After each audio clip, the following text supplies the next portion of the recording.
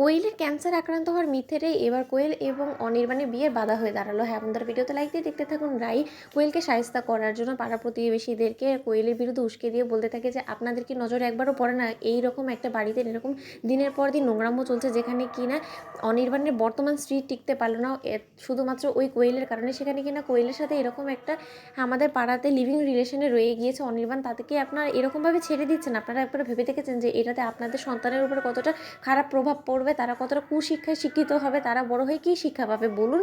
তখন এ কথা শুনে আমার পাড়া প্রতিবেশী বলতে থাকে যে সত্যি তো বলেছো তুমি, যাই বলো না কেন, কিন্তু এটা তো দিনের পর দিন এরকম করে চলতে দেওয়া যায় না। তাহলে তো আমাদের ছেলেমেয়েরাও আমাদেরকে প্রশ্ন করবে যে এগুলো সব কী হচ্ছে, তখন আমরা ওদেরকে কী জবাব দেবো? এটা একটা বিহিত অবশ্যই করতে হবে। ওদিকে দলবল বেঁধে যখন অনির্বাণের বাড়িতে বেলা অনির্বাণের বাড়িতে গিয়ে দরজা ধাক্কাতে থাকার বলতে থাকে যে অনির্বাণ সিনহা এই মুহূর্তে আপনার এক্স ওয়াইফকে আমাদের সামনে আমাদের কাছে বের করে দিন। এবার ওকে কি করে শায়েস্তা করে জব্দ করতে হয় সেই ব্যবস্থা এবার আমরা করব, কারণ দিনের পর দিন এরকম একটা অন্যায় অবিচার একটা বউয়ের সাথে হয়ে সেই বউ এই বাড়ি ছেড়ে চলে যেতে বাধ্য হয়েছে। এখন এরকম একটা নোংরাম্য আমাদেরই চোখের সামনে হতে থাকবে, আর সেটা আমরা দিনের পর দিন সহ্য করব। তাও আবার আমাদের ছেলে মেয়েদের উপরেও এটার প্রভাব পড়বে, সেটা জেনেও আমরা মোটেও চুপ করে বসে থাকবো না। অন্যদিকে অনিবার বলতে থাকে যে কী হয়েছে, আপনারা এরকম করে সারের মতন চিৎকার চেঁচামেচি করছেন কেন বলুন তো? তখন কোয়েল বলতে থাকে যে কী হয়েছে, আপনারা এরকম করে সকলে দলবল বেঁধে এখানে কী করছেন? তখন এই কথা বলা মাত্রই কোয়েলের গলায় জুতোর মালা হঠাৎ করে পরিয়ে দিয়ে বলতে থাকে যে এইটা হলো গিয়ে সব নষ্টের গোড়া, আর ওকে জ্বর থেকে উপড়ে ফেলার জন্য আমাদেরকে ওকে এই পাড়া থেকে ঝেঁটিয়ে বিদায় করতে হবে, নয়তো বা আমাদের ছেলেমেয়েরা উচ্ছন্নে চলে যাবো। অন্যদিকে এই কথা বলা মাত্র কোয়েল বলতে থাকে যে কী সব উল্টাপাল্টা কথা বলছেন আপনারা বলুন তো? তখন অনির্বাণ বলতে থাকে যে দেখুন, আপনারা একদম আমার এক্স ওয়াইফের কাছে আসার চেষ্টা করবেন, আপনাদের কি উদ্দেশ্য বলুন তো? অন্যদিকে রাই বলতে থাকে যে বেশ হয়েছে, এবার ওরাই তোমাকে শায়েস্তা করবে কোয়েল, এবার আমি শুধু দেখে আনন্দ নিব, উপভোগ করবো। অন্যদিকে এই কথা বলা মাত্রই কেউ কোনো রকম কোনো কথা না শুনে পাড়া প্রতিবেশীরা যখন কোয়েলের গলায় জুতোর মালা দিয়ে কোয়েলকে অপমান করতে থাকে, বলতে থাকে যে লজ্জা করছে না?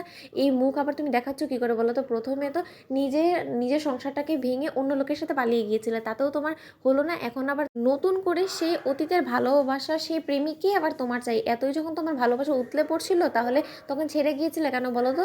আর তার থেকেও বড় কথা শোনো কোয়েল, এরকম নোংরামও কিন্তু আমাদের এই পাড়াতে আমরা মোটেও সহ্য করো না, তাই যত শীঘ্রই সম্ভব তুমি এই বাড়ি ছেড়ে চলে যাও, নয়তো তোমাকে এমনভাবে লাঞ্ছনা গঞ্জনা দিয়ে এই পাড়া ছাড়া করবো যেটা হয়তো বা তুমি কল্পনাও করতে পারছো না। অনির্বাণ, তোমাকে আলটিমেটাম দিয়ে দিলাম, আমরা যত শীঘ্রই সম্ভব এই মেয়েটাকে এই পাড়া ছাড়ার ব্যবস্থা করো। অন্যদিকে এই কথা বলা মাত্র অনির্বাণ বলতে থাকে যে অসম্ভব, আপনারা এরকম করে কী করে বলতে পারেন বলুন তো?